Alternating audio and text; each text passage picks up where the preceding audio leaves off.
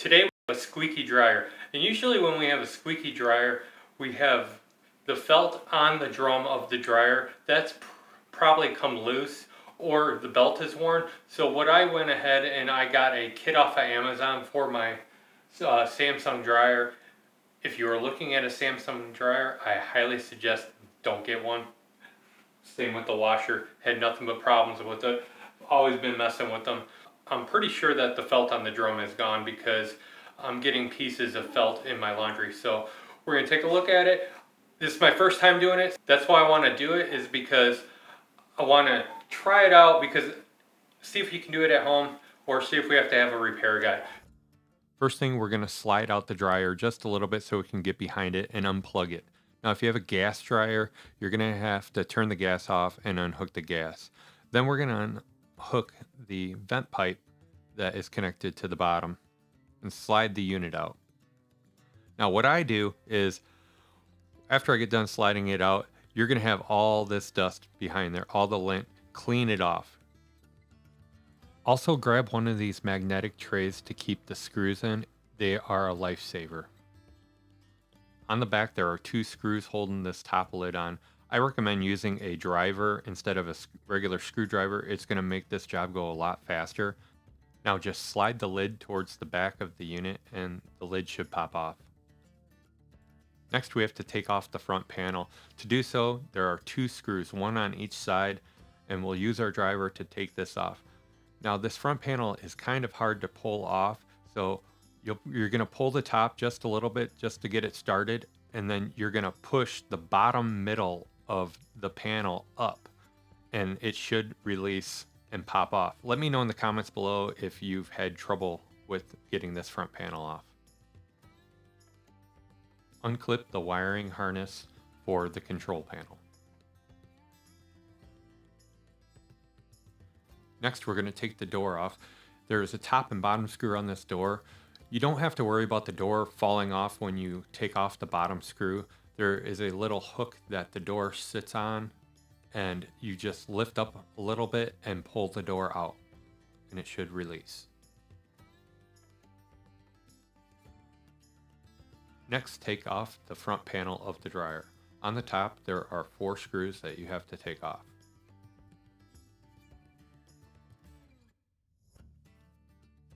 On the front of the dryer, there are also 4 screws that you have to remove.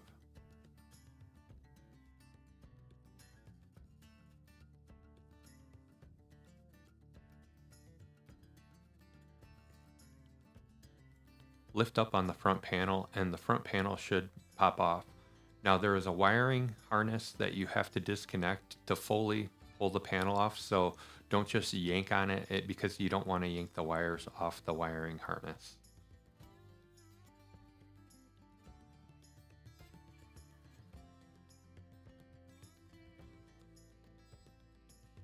Now take off the top panel.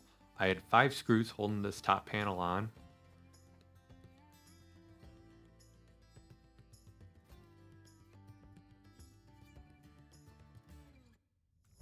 If you see any lint anywhere, just grab your vacuum and vacuum it up. It's gonna make everything so much cleaner as you're working. Now unbraid these wire clips and just pull the wiring off to the side just to get it out of the way so we can remove the other front panel. There are 5 screws holding this panel cover on. We're going to take these off. All of these screws have been Phillips head screws, so you only need one type of bit to take off all these screws. For other dryers, you might have different types of screws, but for this model on the Samsung, it was just a Phillips head.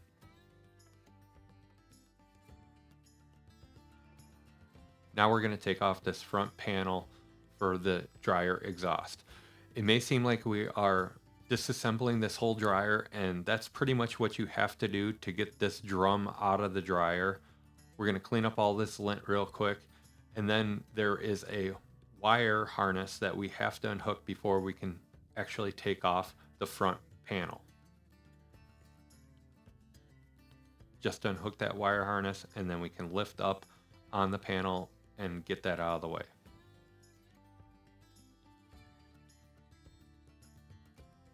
Now we can finally get to the drum of the dryer. To take this drum out, we have to slide the belt off. We're going to slide the belt to the back of the drum as we're pulling the drum forward to get this drum out, and it should just pop out. Now we're going to quickly vacuum all of this lint up, and you're going to see it's pretty much going to look like a brand new dryer after we do all this. Take a putty knife and work your way around the drum to release the felt from the drum.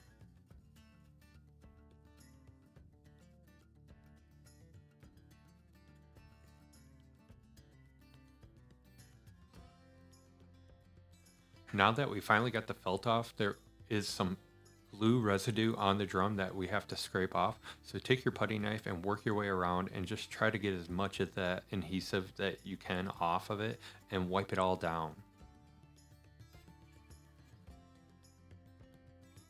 So this is the new felt that we had. I'll put links in the description below on where you can get this felt.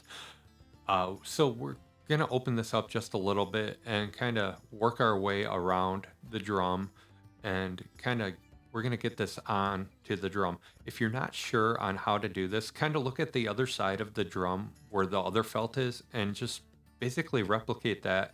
You're gonna want to match it exactly how this is put on.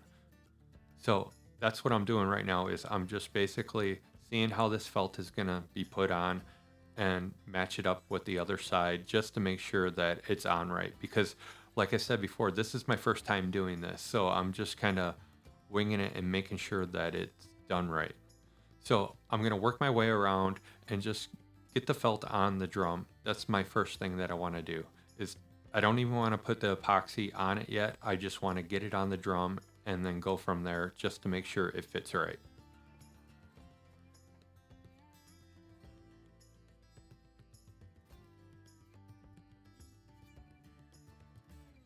Now that I have everything on correctly, I'm going to take some clamps and I'm just going to clamp it around the drum just so this felt stays on the drum and doesn't fall off as I'm putting the adhesive on. Tried using only 4 clamps, but later on you're going to see that I ended up getting more clamps. So now we're going to use the glue, and we're only going to use the glue in like 1 foot increments, and we're going to apply the glue on, and we're going to let it sit for a little bit, just probably about 30 seconds to a minute, so that glue can set up a little bit, and then we're going to press on the felt. After you've worked your way around and got the felt back on to where you stopped adding the glue, you're going to grab a clamp, and then just right at the end you're going to put a clamp just so it holds the felt onto the drum and allows it to dry. Make sure you wipe up all the residue from the glue around the drum. Now just work your way around the drum and repeat the process. As I'm going around, I'm also pushing on the felt and making sure that it is seating right with the glue. After I glued all the felt down, I let this sit for about 10 minutes before I actually started reinstalling everything on this dryer. For me, this seemed like the hardest part was putting the drum back in, because you have to line up the drum and make sure it's sitting on the back wheels, and then you're going to take the belt and you're going to slide the belt over the drum and lift up the drum a little bit and slide the belt under the drum. Now make sure that the belt is sitting freely on the drum. You're going to make sure that the belt is sitting right in the middle of the drum, and make sure that the belt isn't crossed or anything. So now this is the hard part for me. We have to attach the belt to the motor. So there's a pulley also that we have to get this on. So put it on the motor first, and then there's a spring on the pulley that keeps tension, and then you can easily get that on the pulley. Now slowly turn the drum to make sure that it is aligning properly on the motor. This may take a while for you, but be patient. Now we're going to put the front panel back on and start our reassembly. When we do this, we want to make sure that after we get the front panel installed, that the drum is still moving freely. We're going to spin it in one direction. Always spin it in the direction that the dryer actually tumbles, because you can mess up the dryer if you spin it in the opposite direction. So this is how you change out the felt gasket on your dryer if it goes bad. It's not that long of a process. It took me about an actual hour to do. I spent more time on this because I was trying to get video angles and everything for you guys. But all in all, it took about an hour to do from start to finish. Now, a repair guy probably would have charged about $300 to do this for me. It was pretty easy to do. I think anybody can do it. You just have to take the time to do it. So if you like this video, comment down below, subscribe to the channel. If you like more of these videos, give it a thumbs up. I'm not going to show you how I reassemble all of this because it's pretty much the same process, but you get the idea. So until next time, I'm Philip Bridges, and I will see you on the next one.